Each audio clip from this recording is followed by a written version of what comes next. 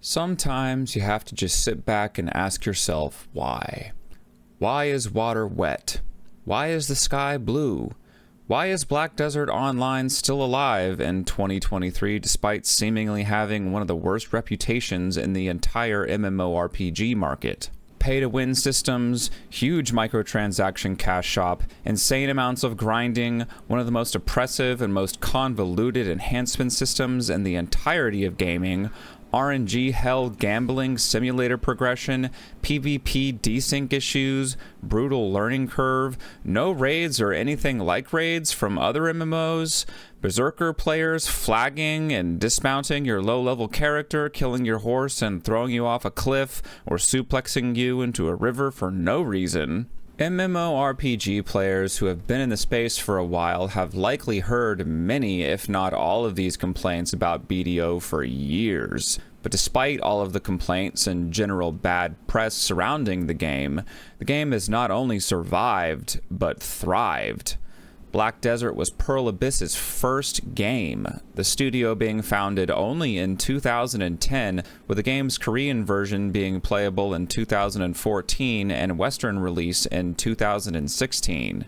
The game's success was enough to further fund a console version of the game, which has done surprisingly well, as well as Black Desert Mobile, which was less of a direct port and really an entirely new game built for mobile from the ground up based on the Black Desert framework. But it doesn't end there. Revenue has been strong enough from the Black Desert IP alone for Pearl Abyss that it allowed them to purchase EVE Online development studio CCP Games as a subsidiary in 2018, as well as start production on 3 entirely new game IPs: the action-adventure RPG game Crimson Desert, the open-world Pokemon-esque charming Dokev, which looks like an awesome game, by the way, and at this point, an announced but little known as of yet shooter titled Plan 8. And before you think, oh, it's Chinese mobile money or something along those lines, which is a rightly fair judgment considering today's gaming market, you can see from this snapshot from Pearl Abyss's 2022 Q4 financial report that the majority of their revenue is not only from PC over console and mobile,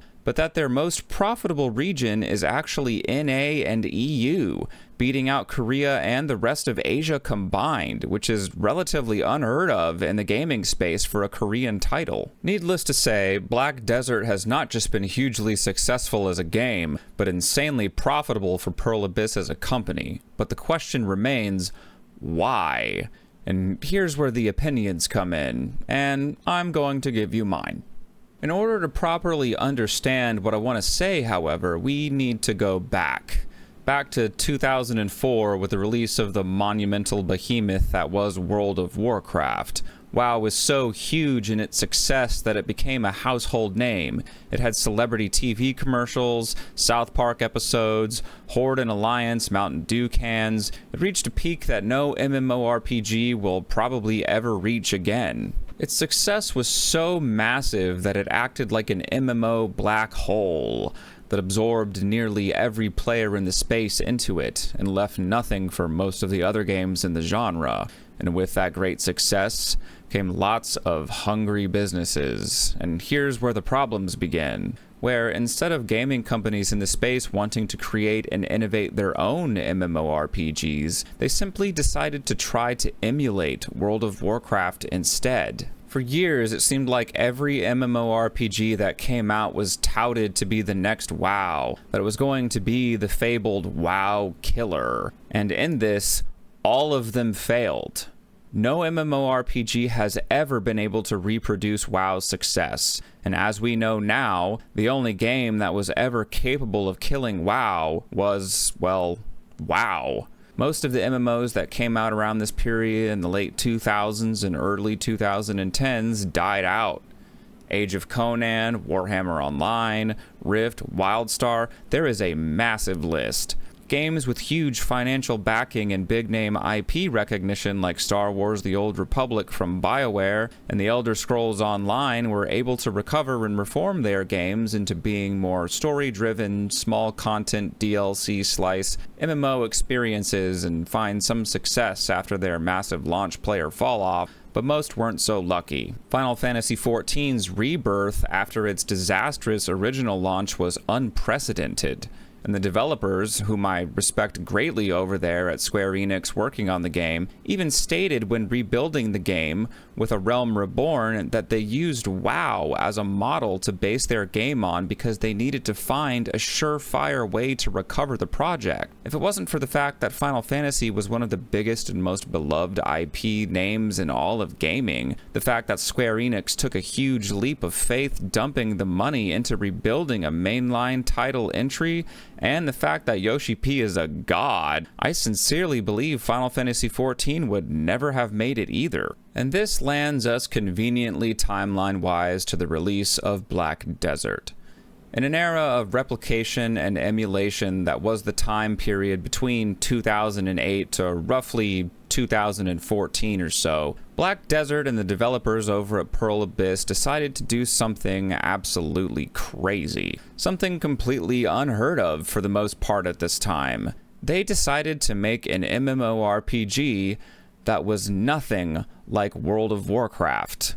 And not only was it not like WoW, but it wasn't like many other Korean MMOs either that were also largely all following in the footsteps of Lineage. Black Desert was a unique game. No raids, no dungeons, no subscription fee, complete and total action combat with zero tab targeting with almost fighting game-like inspired controls. One massive giant landmass with no loading screens in a game with better graphics than anything else on the market, no fast travel, no expansions or DLC to buy, a strange node and worker empire system, ships and sailing content, open world PvP and node war systems where guilds can control nodes and territories and even castles on the world map for benefits. I could go on. And all of this was when the game was in its early formative years. What's more than this, and even arguably more important, is that Pearl Abyss decided to unwaveringly stay true to their own vision of what they wanted their game to be. When asked over and over again by the players in the early years about adding content that other MMORPGs had, like instanced raids, or teleporting, or quick looking for dungeon style 30-minute in and out content, the answer from the developers was always no. Because adding those things would compromise the vision that they had for Black Desert.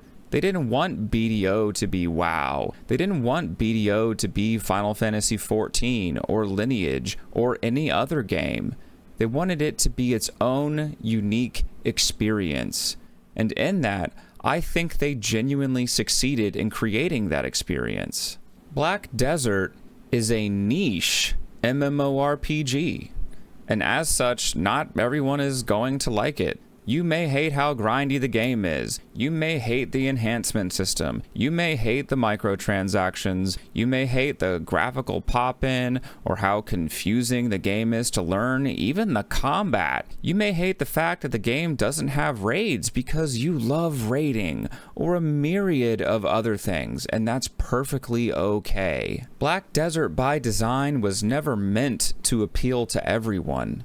And if the game doesn't appeal to you or you find its offerings to be lacking, there's nothing wrong with not playing it or not liking it. As opposed to casting a wide net trying to compete with games much bigger than itself and risk catching nothing like so many games before and after it, BDO aims to be a game that doesn't need to really compete at all. A love it or hate it type of game, all in or all out.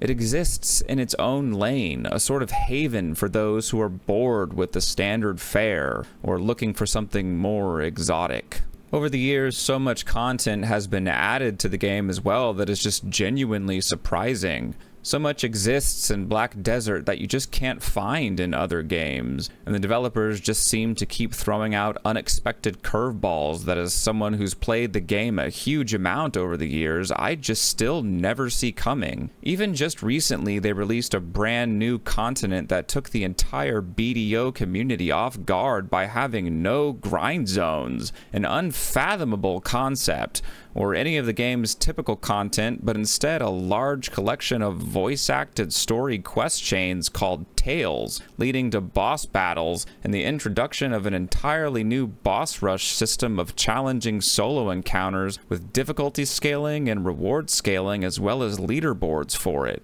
Just add that one to the list of things BDO has that most other MMORPGs don't. If you had have asked me 5 years ago if I thought something like that would be in BDO, I would have never believed it. But at this point, I have no idea what to expect from Pearl Abyss anymore. Not everything BDO has done has been a success. No game is perfect.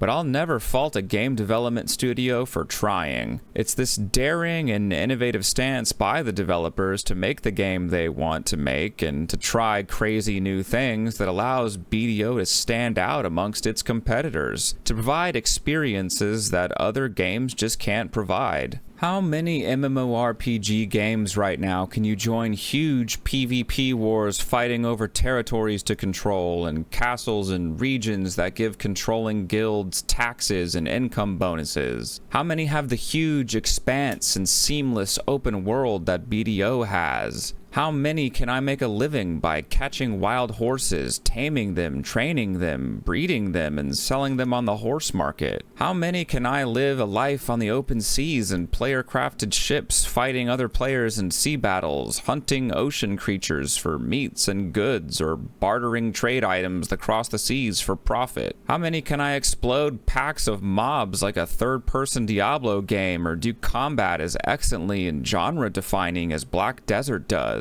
How many have BDO's awesome auto-pathing system? How many have 26 classes to pick from and counting? How many have hugely in-depth life-skilling systems with special life-skilling gear, complete with minigames that I can spend my entire time in-game doing, like sniper rifle hunting, where I can nail a pig from 50 yards, or dedicate my life to being a guru cooking master and making my fortune slaving away over a stove and calculating profits on 30 different spreadsheets? How many have people flipping chairs going Super Saiyan in excitement when they ding that huge successful enhance and make it big?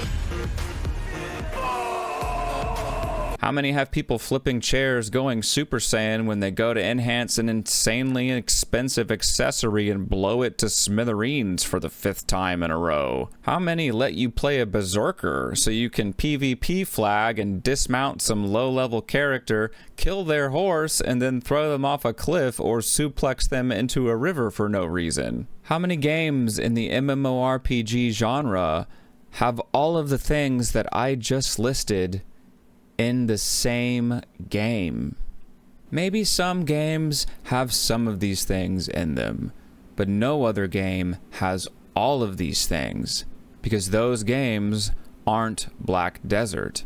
There is no other game like BDO out there, not even close.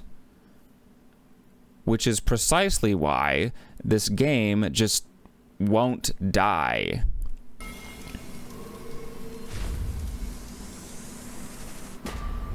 Oh my god, you motherfucker.